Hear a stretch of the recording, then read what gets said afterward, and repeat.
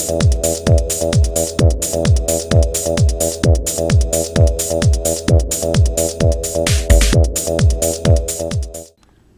there everyone, today I'd like to take a casual peek into the Star Wars Saga Djas Puhr action figure set. I don't know if I'm pronouncing that right, forgive me if I'm pronouncing it incorrectly.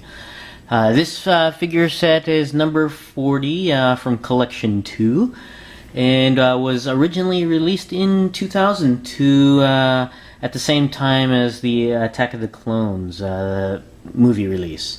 And also the 25th anniversary of the first Star Wars movie before it was renamed A New Hope. Now, I cannot remember where I bought this figure set. This figure set has been sitting in my garage for almost 8 years, and I do remember that this figure set being a serious peg warmer, so I probably got this figure set at a discount, probably much less than $5. And another thing I cannot remember is this actual character. The Star Wars Saga line, in addition to the Attack of the Clones figures, it also released other figures from the previous movies at the same time. They all bundled it up in the Star Wars Saga line. And this particular figure is from A New Hope, or Star Wars, and he's an alien bounty hunter from the Cantina sequence. And I've seen that movie several times, and I really can't remember this guy. Next time I watch that movie, I'll probably scour the Cantina scene and find him probably in one frame in the background, probably. Because that Cantina was pretty packed.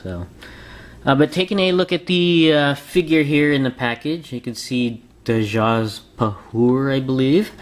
He's got, looks like a space pilot suit, and he's dual wielding some pistols there.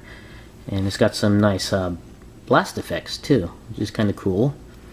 On the side here you can see that he's part of Collection 2 and numbered 40 there.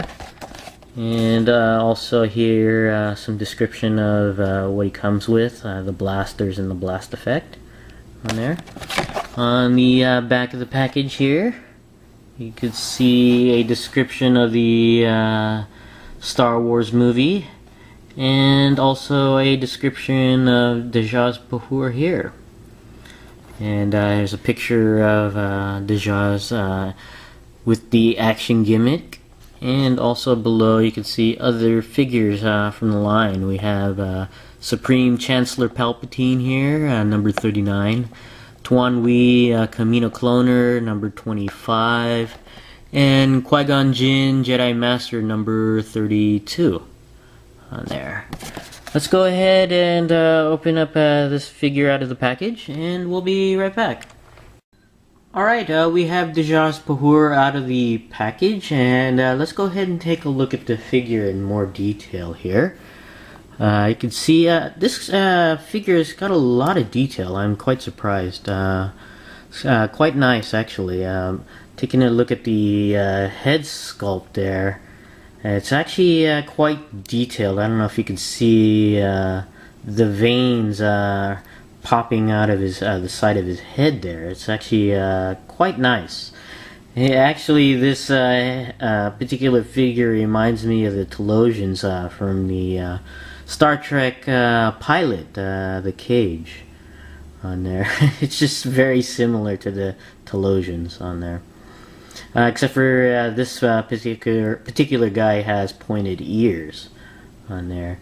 And taking a look at the sculpt overall, it's nicely sculpted, especially with the suit. You can see some of the bends and folds in the suit there. It's quite neat. And he has a pair of holsters here where you can place the pistols on. And they're a separate sculpt, but they seem to be glued to his belt there. And he has, looks like World War II waders. He must have gone back to Earth in, during World War II to pick up some waders there. And Oh, even you can see a bit of a design on the holster there. He has it on both sides. Taking a look at some of the accessories, the two pistols and the blast effects. You can see here that the pistols are very, very thin, and they're also very, very delicate. I'm afraid I just may break this thing off the handle here. And I left the elastic band wrapped around the hand there. This pistol is very thin and very fragile, and I'm just afraid I'll just break it off if I fiddle around with it too much. I have the blast effects on here, and you just simply place it on the end of the pistol there. It's got a very narrow end on there. Let me put this back here. And I'm actually thinking about using this blast effect on another figure instead of this Djas Puhr guy. I can see some more of the detail on his suit here. And also, I don't know if you notice his hands here. He's got 3 digits and an opposable thumb, which is kind of interesting. Why his third digit's not gripping the gun, I'm not sure. It's on both of his hands. He's got that third digit just hanging out there. So, very interesting figure for a guy I don't even remember seeing in the Star Wars. So, but still, that's a nice sculpt, a nice detailed sculpt. Now, to get to the very big miss with this figure, and that's the articulation.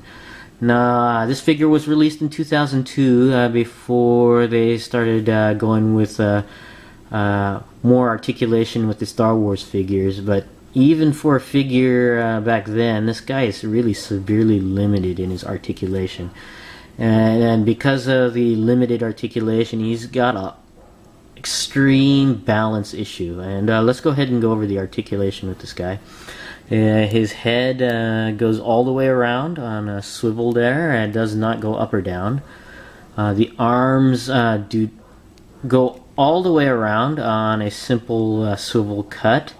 And that's about it. The elbows do not bend, they're pre-posed. The hands rotate all the way around at the wrist. There's no torso articulation, but there is waist articulation all the way around.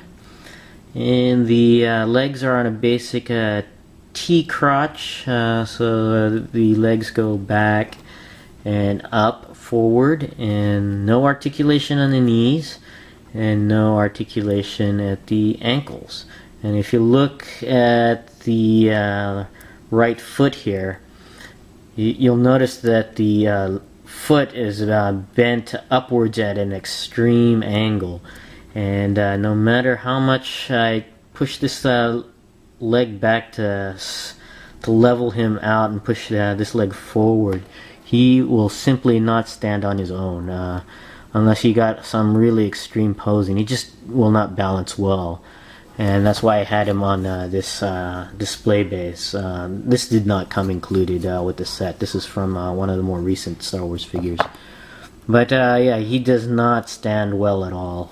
He needs assistance from a display base on there. So, but overall, it's an all-right figure of a character I don't remember seeing. I'm not sure how many people noticed this guy, unless they were specifically looking for him. But still, it's kind of a neat figure if you wanted to, like, say, do a Cantina display and you were a completionist and you needed every character from the Cantina scene. I guess you would need to pick this guy up. Where he would go, I have no idea. But still, it's a nicely sculpted figure, but very serious articulation issues with this figure. So, but still a kind of a neat figure to have.